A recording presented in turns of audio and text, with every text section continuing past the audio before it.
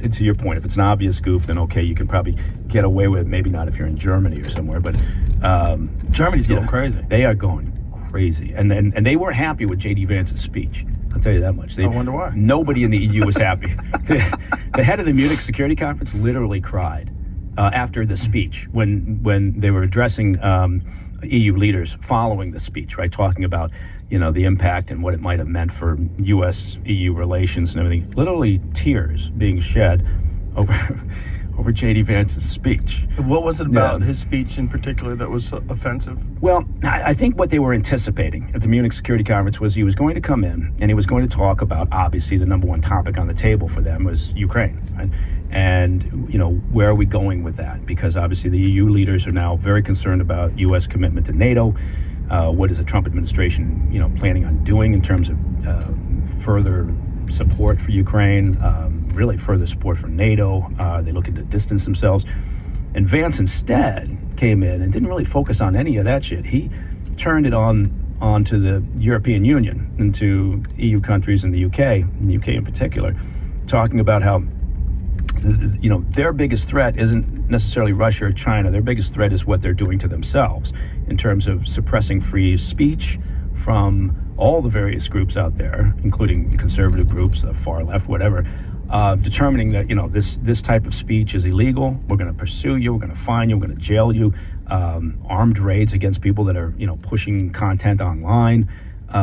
So he made including anti-immigrant content. Right? Anti-immigrant content. But to be fair, right? I mean, most of Europe at this point is pretty fed up with the immigration policies that their leaders Which is why they want to suppress the dissent online. And so that's what J.D. Vance came after. He turned the tables on them and focused on that. And that was, A, it was completely unexpected. And B, I think, the reality of it, the fact that it's truthful, I think upset a lot of them. It's truthful, and it also appeals to their citizens. That's the thing. The citizens say, this is the way we want our government to talk. Yeah. And I think it's funny because a lot of people there's a lot of people on social media right now going, oh my God, you don't realize how hated, you are now as Americans, and the U.S. is so hated. And I think, I spent most of my time overseas, right?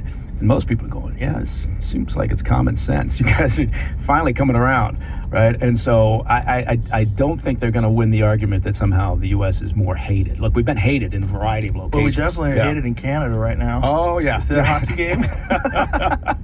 They were booing the national anthem so hard. Oh, yeah. They getting 3 fights in the first 9 minutes. Yeah. And then we kick Canada's ass. Sorry, Canada. In Canada. It's not good because that's their fucking sport. That's basically their only shot at beating us at anything. Yeah. Well, curling. They might be able to win at that. But if we practice it, we'd be better at that too. Yeah. They make great mixed martial arts fighters. One of the greatest of all time, George St. Pierre's from Canada. Yeah. But after that, let me think. Get your football team. Come fuck with America. I'm trying to think of other things that I could throw out there. Yeah, then maybe baseball. They got Blue Jays really good. Molson. Yeah, they have strong beer. Yeah, they have great people. I love Canada. Yeah. I love the people. Likewise, yeah. It's just they're too nice, and they let communists run their country. Yeah. And that guy's a communist. Well, it is one of those moments where you think, okay, I understand, I get your point. The talk about turning Canada to a 51st state. That's a little crazy. It's a little crazy. He's serious. He told me on the phone he was serious. Yeah. Well, at first I was joking around, but then I was thinking maybe it's not a bad idea. Now I think he keeps talking to him. He refers to him as Governor Trudeau. It's so funny.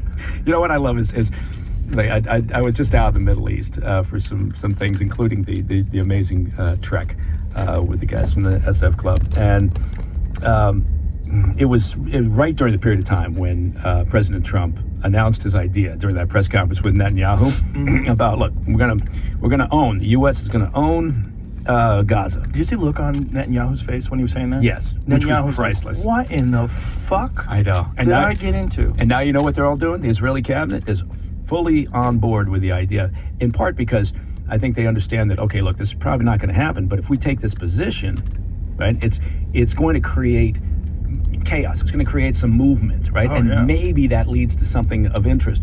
And I think when being out in the Middle East, when that idea came out and hearing some of the responses from people out there was amazing. But what I like about it, look, you're not going to move 2.3 million Palestinians out of Gaza, right? Because none of the Arab states want them. The Egyptians have fought against this idea for years and years and years. That's a good point, and some maybe a lot of people aren't aware of, is that the wall on the side of Egypt is way bigger than the wall on the side of Israel. Yeah. That is an impenetrable wall that's heavily guarded. They do not want Palestinians coming into Egypt, which is kind of crazy.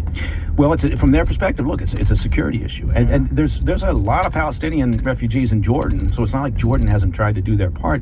But they also, what are they going to do? Absorb another 2 million Palestinians? No. So the problem from an operational perspective is it's unlikely to happen, right? And also, do you really want the U.S. buying and owning Gaza? This will make that look like nothing, right? So they got to guard their investments. So exactly. So the costs involved, the potential for just never-ending trouble. But what I do like about it is, look, now the Arab states are responding by having a summit, right? They're having a summit at the end of this month. And they've been having little mini discussions amongst themselves, but all the key players in the area are now meeting to discuss what's an alternative, right? What is the way to make this happen? And it's not going to be by the U.S. owning it and building the Riviera, right, or a series of casinos, but the Arab states are having to react to effects, right? And so now you've got the Arab states having to respond, coming up with these ideas. They're already, over the past couple of days, saying, well, Hamas can't play a role. If you had said that a year ago, Egypt and Qatar and some of these other Arab states out there would have gotten on board with the idea that Hamas has got to go, that wouldn't have happened, right? I mean, before the 7 October attacks. Right, they're also talking about rebuilding it themselves. Mm-hmm. They're like, well, we'll do it. Just back off. Yeah, we'll do it. We'll take care of it. Which is great. And that's when they have to say Hamas can't be a part of it. Right. That's because they know what the problem is. And they haven't been willing to admit it before, but because the Trump administration just thrown stuff at the wall, right, to see what sticks, they've got to respond. And so now they're coming up with these ideas. Look, Hamas, they are a shell of what they were, right? But they're still supported by the Iranian regime, which is a big problem, right? And the Iranian regime, do you think they don't want peace? They don't want stability, right? That's not in the books. One of the benefits from their perspective of the 7 October attacks was that it completely scuttled the normalization talks that were going on between Saudi and Israel and the U.S. at the time. So, they're gonna continue to be a problem, but Hamas, is now kind of on its back foot. The Palestinian Authority is saying, well, we'll come in and we'll govern Gaza. Well, the Israelis are saying, no, that's not going to happen either because you guys are, peas in a pod, right? And Palestinian Authority has a program where they actually pay the families of people who kill Israelis, right? It's called the Pay to Slay program. Really? Yeah. Oh, yeah. That's what it's called? Yep. Pay to slay. How much do you get paid? You know what? I'm not sure what the going rate is now, but for out there, it's a payment, ongoing payments to families who have family members who have attacked, wounded, or killed Israelis, and so that plus other ties between Hamas and the PA. And look, there's been animosity. Obviously, Hamas drove the Palestinian Authority out of Gaza years ago, but the Israelis see it as the same. And so, my point being is the Arab states are now reacting, and you could end up with something that actually works as opposed to all the bullshit in the past that never did work and always it continued to provide nothing for the Palestinian people. And if you say, look, all this is about is we want the Palestinians to live a better life, then you should want new ideas thrown at the wall, right? And you should want something that eventually is going to work. And from a U.S. perspective, you should want something where the Arab states actually take it on board themselves. There's also a problem with the reality of the region at this point, right? It's like, what do you want to happen to that area? Because someone has to rebuild it. Look, absolutely, Israel shouldn't have done what they did and kill who knows how many innocent people and literally destroy most of the buildings there. We all can agree that's a horrible thing, but it's done. Mm-hmm. So now what? Yeah, and we can also agree that it was not. Look, yeah, I agree. It was a very aggressive action. I would argue that the U.S. would engage in that same aggressive action if we had a proportionate, attack From Mexico. Or Yeah, something like yeah, that. yeah. So, or Canada. Right. Goddamn Canadians. They're plotting something. I just know it. So if so that's true. But again, it was a war that Hamas started. Right? They, I think you have to go back to the beginning of this one. And yes, there's fault on both sides, of course. But, Hamas now at times has been acting like the aggrieved party. Right? It's fuck around and find out Yeah. in the worst way possible. Yeah. That's what it is. I mean, Yeah. they gave Israel the green light to just go ham. And now when you see the overhead drone footage of what Gaza looks like now, it's hard to even believe that it's real. Everything's gone. Yeah, which is I get it. I mean, from a real estate developer's perspective, I'm sure he's seen overhead imagery, right? Turn of Gaza. it into the Mediterranean of the Middle East. This looks like a demolition site. So let's clear it out. The real question is, if that doesn't, okay, then what? Then if what? you don't want that to happen, then what? If the United States doesn't take it over, or who should, and what do you do with it? And how do you get the money to rebuild it? And where does it come from? And how do you do it? Who do you bring in to rebuild it? Who governs it? How does that work? Who gets what building? How does it work? Yeah. You know, it's a very complicated thing when you destroy an entire fucking city. Yeah. Which is see if you can find some of that overhead footage. And when Jamie. when you're talking about moving out 2.3 million people to other areas. Yeah. But I think again the answer is that the Arab states have to take this on. Right, they finally have to address this issue. They've used some of them have used the Palestinian issue to their own devices, Here it is. without Look at doing this. anything to the benefit of the Palestinians. Look at this footage. This is unbelievable. I mean, this looks like they got hit with an asteroid. Yeah, It's unbelievable. The scope of it. It's just insane. yeah, It's insane to see. yeah. Dave Smith had a very good take on this. He was on one of those Piers Morgan, everybody yells at everybody panels, which are really fun for about 5 minutes.